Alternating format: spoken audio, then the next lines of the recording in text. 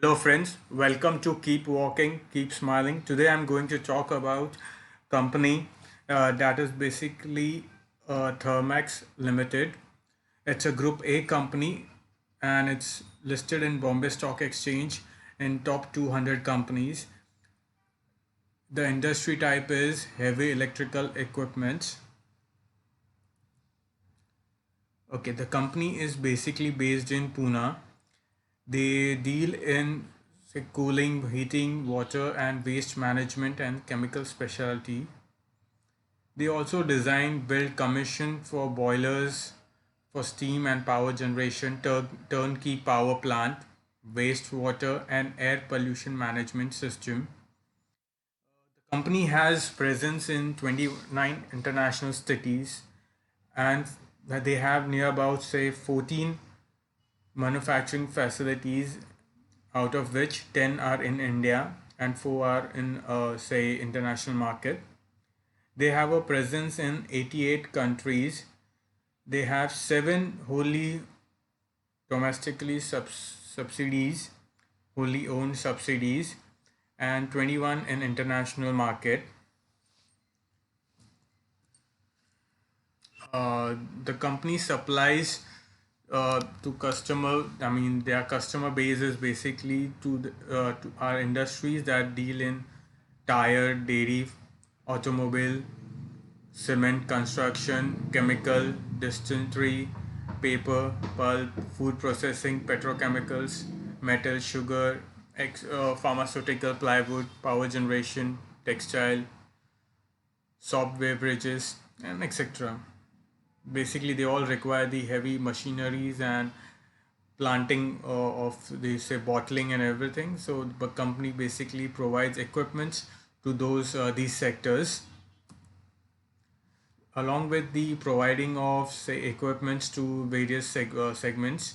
They also do the upgradation and improvement of the plant, the overall structure of the of a factory, whatever machineries they have and whatever process or equipments they have, they basically do the upgradation, and whatever improvement is required they do it.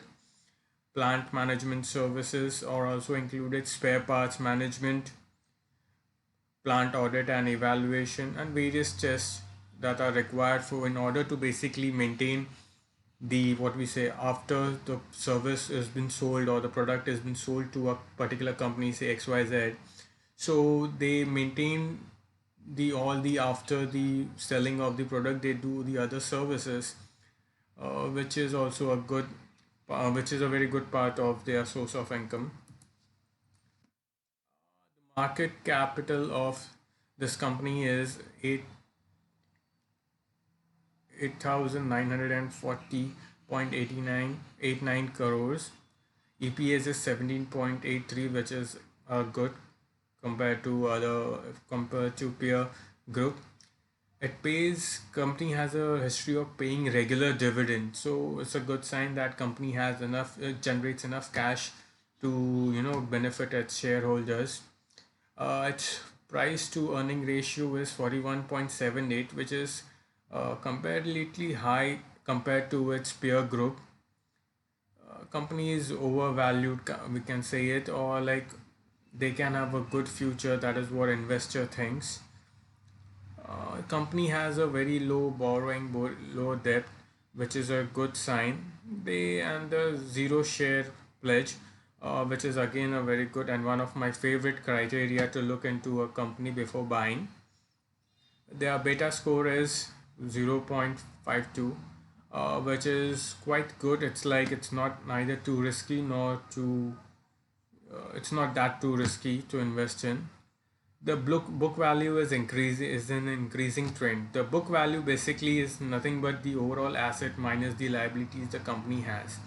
One should take into consideration for this particular company, it's an heavy investment required company. They require heavy investment for buying of machineries and making of machineries. So the capital requirement of say is high, and the equipments and they all have the depreciating value. So one should take consider into the depreciating value of the company before actually evaluating company based on book value. Historical book value will give a clear cut idea like how the book value is going, and what kind of, a kind of picture, it will be clear like about the depreciation of the values. Because as we all know, if you buy a car, say for X amount, after 2 to 3 days or after a month, you won't get the same value. You will get the depreciated value of it. The same goes for the company too. Net profit declined in 2020 by 22.25%. EPS declined, that is earning per share declined by 14.85, and return on asset increased by 0.37, which is very marginal. Their interest coverage ratio declined by 12.67. Now, all this basically say negative impact or say decline in the figures are just because of the overall world economy is suffering to global slowdown since last 2 years, and that might be the reason, because as they require heavy investment in which the return or the earning has been slowed down, because the overall industry in which they deal in is basically everyone is suffering, every sectors are facing the slowdown. So that is the only reason there is a decline in such numbers. Their 10 years chart prices is like they have an average high of 1045.97 paise, an average low of 65.34%. Now this is the past performance of 10 years matlab, of a company.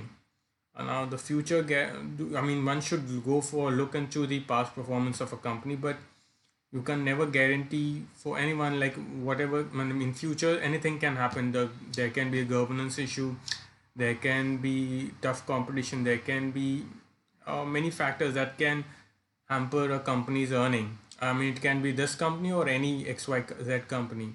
So we should always take into consideration what the current situation of the environment, the economy is providing to the companies, to each company. Shareholder pattern. The promoters have almost remained the same in last 1 years. Zero pledge shares. The the foreign investment has been declined. Now again, the reason might be due to global recession, not yeah, global recession or global slowdown. So that might be the reason. And banking sectors and other financial organizations have also reduced their holding in the company. Mutual fund have slightly increased. Mutual fund has slightly increased, as well as the insurance company have slightly increased their percentage in the company. So basically, I think they should try to have more banks and other financial organization as well as foreign investments in order to float smoothly and operate efficiently in the market compared to other peers. This is basically their team.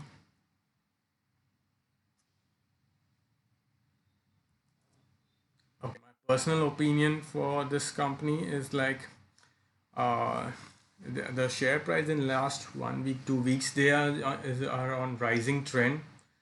So that is a good sign. But I won't jump into this share right now or this company right now.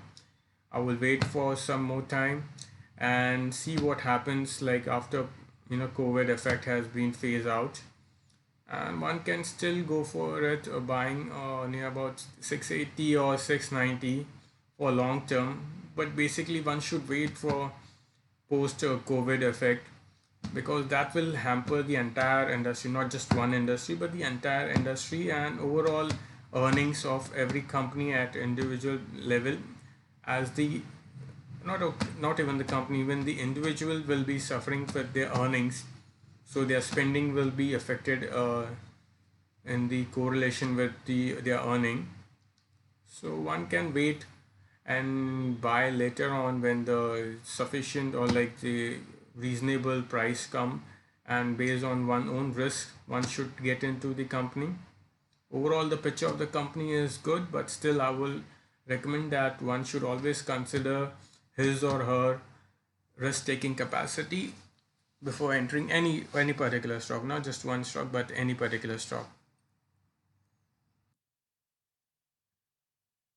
For watching my video. If you like it, please share and subscribe for more updates on stock market and investments. Thank you so much for watching.